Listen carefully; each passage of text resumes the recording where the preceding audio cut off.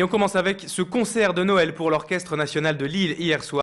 L'ONL a en effet donné un concert spécial hier, une représentation exceptionnelle pour tous ceux qui d'ordinaire n'ont pas les moyens d'assister à ce genre de spectacle. Le public était composé de bénéficiaires d'une soixantaine d'associations régionales. 2000 personnes étaient au Nouveau Siècle hier pour admirer et surtout écouter Jean-Claude Casatsu et sa formation, interpréter des morceaux comme l'Arlésienne, Carmen ou encore la Symphonie fantastique de Berlioz. Une opération qui a lieu chaque année depuis 10 ans. Élodie Bernachon a également eu la chance d'assister à ce concert et de rencontrer ensuite le chef d'orchestre de l'ONL, Jean-Claude Casatsu. Il revient sur cette volonté de partager la musique. Mon souhait, c'était que la musique aille dans tous les domaines de la société. Et il y a toujours une frange de la population qui croit à tort, souvent, que la grande musique, comme on dit, n'est pas pour eux. Et en plus de ça, ce sont des gens qui sont souvent en précarité, en souffrance. C'est l'occasion pour eux de se réunir, de se retrouver. Et j'ai trouvé légitime, puisque nous avons une noble mission de service public, avec mes amis musiciens, d'offrir chaque année un concert aux personnes en difficulté. Wikileaks, toujours à la une de l'actualité internationale et désormais au cœur de l'actualité locale. Un comité de soutien lillois s'est créé en effet pour défendre le site qui défraie la chronique depuis plusieurs jours. Dégénère Science, qui se présente comme un groupe de hackers, comprenait des pirates d'Internet, organisait donc une réunion de soutien et de travail hier soir au Café Citoyen à Lille pour notamment aider Wikileaks et lui fournir des réseaux synchronisés. En somme, lui donner des moyens supplémentaires de s'exprimer. Autre sujet de l'actualité de la métropole aujourd'hui, Bernadette Chirac et Martine Aubry ont passé l'après-midi ensemble hier. Un duo plutôt original réuni pour la bonne cause. C'est en effet la Fondation des Hôpitaux de Paris que dirige la femme de l'ex-président qui a en partie financé à hauteur de 15 000 € le guide de l'aide à la personne malade et de son entourage que la mairie de Lille a édité. Un guide unique en son genre et qui donne tous les conseils utiles pour faire face à des situations de maladie, de handicap ou de dépendance. Je vous propose d'écouter à ce sujet Bernadette Chirac. Elle s'exprime hier au micro d'Aurélien Barège. La vie moderne ne ressemble pas à la vie d'il y a 30, 40, 50 ans. Dans les villes surtout et les grandes villes, il y a une sorte d'anonymat. Et si on n'y prend pas garde, les relations de voisinage et donc de solidarité sont très fragilisées. Je suis heureuse que la Fondation Hôpitaux de Paris, Hôpitaux de France ait participé au financement de cette brochure. Sinon à sa réalisation. Et je pense que cette brochure va avoir beaucoup de succès.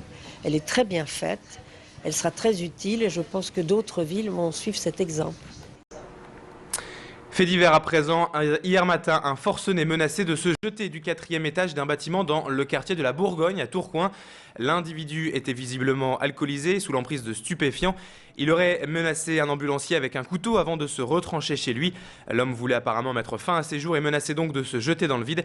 Les pompiers ont d'abord tenté de le raisonner, mais face à son refus, le GIPN est ensuite intervenu et a fini par l'arrêter de force. L'homme a ensuite été interné dans un service psychiatrique. Ce week-end, un mois et demi avant sa sortie officielle, le nouveau film de Danny Boone, Rien à déclarer, est en avant-première dans plusieurs salles de la région. Tout évidemment déjà complet depuis longtemps, mais si l'enthousiasme du public est déjà au rendez-vous pour le film, les douanes, elles, attendent d'un œil perplexe les retombées éventuelles pour leur corporation, qu'elles soient positives ou négatives d'ailleurs. Le film raconte en fait l'histoire de 2 douaniers français et belges obligés de collaborer à la suite de l'ouverture des frontières en 1993. Les douaniers espèrent ainsi que leur profession ne sera pas trop ridiculisé. Écoutez justement à ce sujet Philippe Galli, directeur des douanes Nord-Pas-de-Calais-Picardie, au micro de notre reporter hier qui l'a interrogé, Jean-Marc Courtin. La douane, effectivement, ne fera pas une promotion à travers le film ou pour le film, mais fera valoir si elle en a l'opportunité, les missions qu'elle met en œuvre et les adaptations qui sont les siennes et la protection qu'elle apporte donc à notre territoire, mais aussi au territoire communautaire. Donc c'est effectivement une opportunité pour nous de renforcer notre effet de communication, mais sur les missions actuelles de la douane, bien entendu. Une initiative originale à présent dans ce journal avec ce chantier d'insertion à Tourcoing. 3 femmes profitent actuellement de cette action avec au programme des ateliers d'informatique, de théâtre et surtout de fabrication de meubles en carton.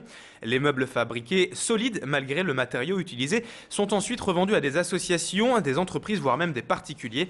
Ces 3 femmes sont en insertion pendant 6 mois, bénéficient d'un contrat de 20 heures par semaine et sont donc rémunérées à ce titre. Écoutez l'encadrante de ce chantier d'insertion, Anne Corbel, au micro d'Aurélien Barège. Elle nous explique l'idée d'un tel programme. On l'écoute. L'idée, c'est de remettre un peu le pied au travail, dans une ambiance de travail, d'avoir des horaires de travail et donc pour ensuite se réinsérer professionnellement. Elles sont là en contrat de travail de 6 mois, ça peut aller jusqu'à un maximum de 2 ans. Le but, c'est soit de faire une formation en sortant, ou soit de trouver sa voie avec un emploi plus stable. Et on termine ce journal avec 2 élections de Miss qui avaient lieu ce week-end et une nordiste élue première dauphine. Mégane Demouveau, Miss Artois Hainaut, participait à l'élection de Miss Nationale, le concours de Geneviève de Fontenay. Cette jeune fille de 19 ans, habitante de Aisne-les-Labassés, a été battue par Miss Provence pour la couronne. Mais Mégane est bonne perdante et déjà heureuse d'en être arrivée là. Elle était hier l'invitée d'Alexandra Gossin. Elle nous explique comment elle a vécu cette compétition. Déjà en fin d'année, j'ai eu une proposition de stage grâce à ça, donc 2 mois aux États-Unis. Donc je pense que dans un CV, c'est pas mal, mais moi j'aimerais bien représenter une marque française à l'étranger. L'année 2000, c'est magique, mais à côté, au bout d'1 an, faut quand même percer, quoi. C'est une passion, après tout, c'est pas un métier. C'est vraiment une passion en plus de son travail. Ouais.